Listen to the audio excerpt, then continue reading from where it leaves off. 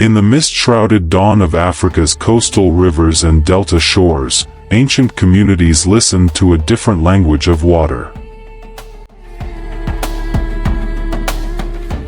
The rustle of reeds, the mirror glint of moonlight on ripples, the snakes sliding in the shallows, these spoke of a presence beyond human. It is here that the figure of the water goddess emerged, half woman, half fish or serpent-tailed, commanding both reverence and fear. The entity known today as the Queen of the Coast is rooted in these early cosmologies across West and Central Africa, in the Igbo lands of the Niger Delta, in the Fon and Yu traditions of Benin and Togo, among the Yoruba River shrines and in the dense swamps where man dared not wander. Scholarly research shows that the spirit known as Mami Wata grew in form and prominence as a consequence of cultural exchange, sailing merchant tales of mermaids, European prints, Hindu imagery merging with indigenous belief. Her name, often translated in pidgin as Mother of Water, belies the fact that she has no children, a paradox of fertility and solitude. In these early beliefs, the Water Queen was not simply a temptress of myth but a force of nature itself. Water sustains life, yet it also claims it. To worship her was to acknowledge the dual power of the deep. In the river's calm lies fish, food, and fertility. In its darkness lies drowning, disappearance, the unknown. Tales tell of fishermen who glimpsed her combing her hair by the shore, leaving behind precious objects, a sacred mirror for the one daring enough to take it. In return, the water spirit offered wealth or secret knowledge, but only under conditions. The message was clear: enter her domain on her terms, or pay the price.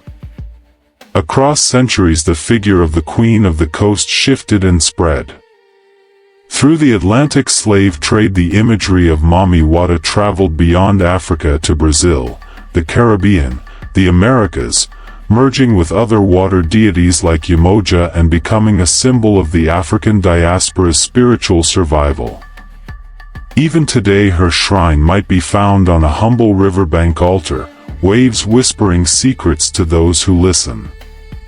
And though she appears to many, she belongs to none. This queen holds the coast, the river mouth, the threshold between land and the deep. Thus begins our journey into the realm of the Water Queen, not simply myth, not simply folklore, but a living presence shaped by culture, history, and human longing.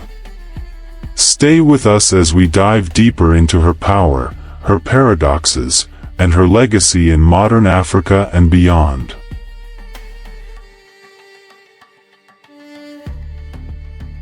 To look at the Queen of the Coast is to be captivated, but to approach her is to walk a tightrope between blessing and curse.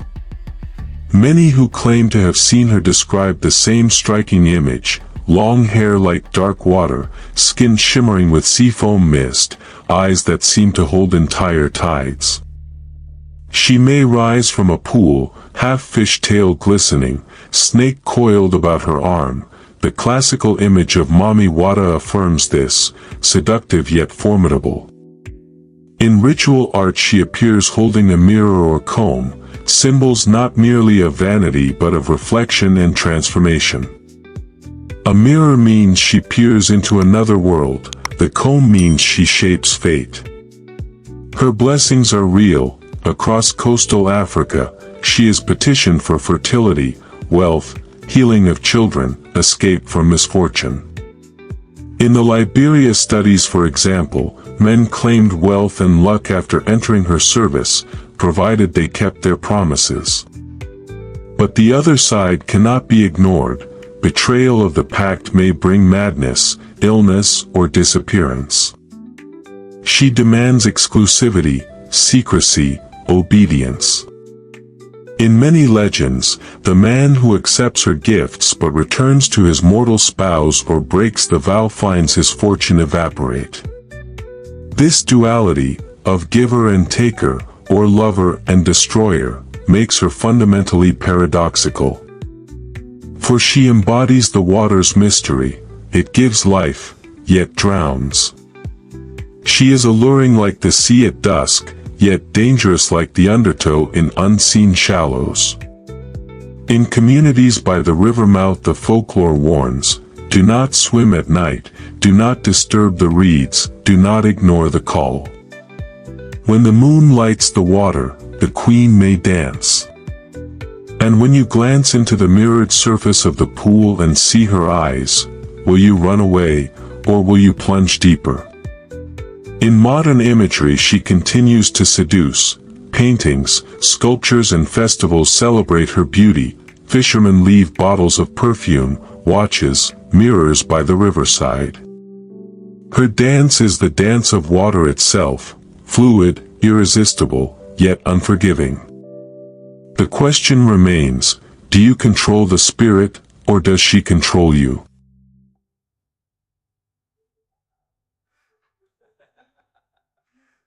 When the European ships cast anchor along Africa's coast, they brought more than trade. They brought stories of mermaids and sirens, which entered local consciousness and merged with African water spirits. The figure of the Queen of the Coast changed shape, absorbing foreign imagery and becoming more ambiguous, half mermaid, half snake woman, in some places a demon to be feared. As colonial and missionary forces wrought cultural upheaval, indigenous deities were often reframed. Once respected water spirits began to be portrayed in new sermons as agents of evil, temptation and bondage. In the late 19th and 20th centuries, evangelical and Pentecostal movements on the African coast began to speak of the marine kingdom, a hidden network of spirits ruling the seas, with the Queen of the Coast as their monarch. To repent meant to break her covenant. In Christian deliverance services she became a key figure in spiritual warfare, not the benign goddess of the river, but the seductress demon of the shore, intent on ensnaring souls. This transformation is paradoxical. The same figure once invoked for life and prosperity was recast as a source of death and loss. The mirror comb in her hand became a trap, the river embrace became a snare. For thousands, the promise of wealth became a justification for deliverance.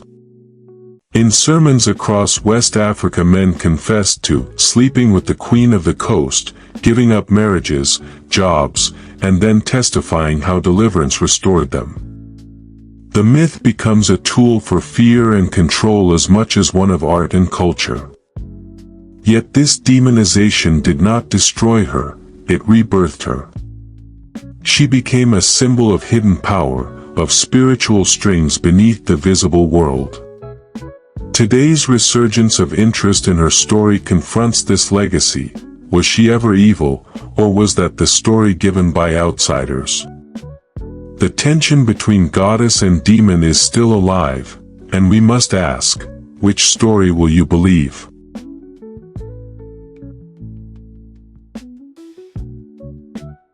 On a moonlit riverbank, the reed bed quivers and a figure emerges. A fisherman describes how his net filled with gold-colored fish after a mysterious song in the reeds. A pastor tells how a woman screamed through deliverance from the marine queen who demanded loyalty. A diviner in Lagos shows a mirror found floating in a lagoon and warns of the pact that follows. These are not just folklore, they are testimonies from those who believe they have engaged with the Queen of the Coast. One documented study in Liberia recorded that among patients in a psychiatric center, a significant percentage had delusions tied to the water goddess, believed to be called, visited, or bound by her.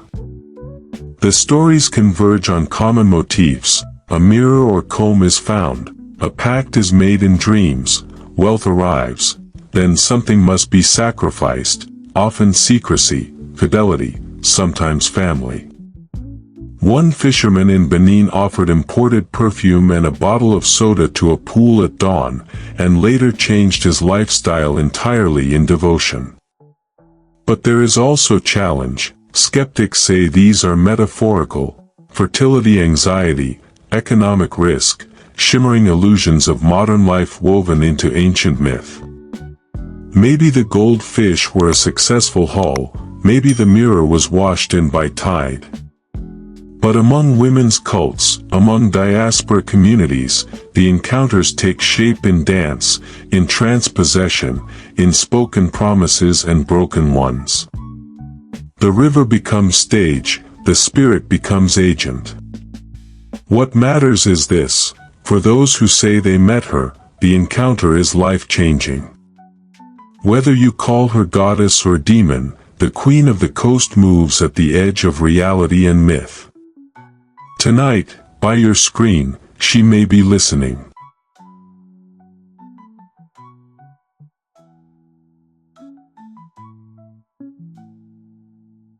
In the 21st century, the Queen of the Coast is re-emerging, not only as legend, but as symbol. Afrofuturist art, feminist reinterpretations, and diaspora religions reclaim her power. A goddess of the waters becomes a mark of heritage, resistance, and reconciliation. Young African artists depict her in vibrant murals, women's groups honor her as emblem of feminine wealth and autonomy. The water festivals along Lagos, Benin, and Ghana speak of her legacy in surf and shore. Yet the paradox remains: she stands at the threshold between survival and risk. In a world of climate change, rising seas, disappearing shorelines, and uncertain livelihoods, her relevance is uncanny. The river that once gave fish and wealth now floods the village. The ocean that once brought trade now brings plastic and plastic ghosts. The Queen's domain shifts, but her meaning holds. As you close your eyes tonight, imagine a tide rising, a snake's coil in the moonlit water, the mirror glinting in the surf. The Queen of the Coast invites you. Will you look? Will you listen? Will you join? Her story asks you to choose. Will you fear her? Will you revere her? Or will you reclaim her for your own story? If you believe she is just myth, consider this: myths survive because they are truths we cannot live without. The waters remember. The coils of the snake remember. And the Queen of the Coast watches. Subscribe, share, and dive into the currents of history and mystery with us.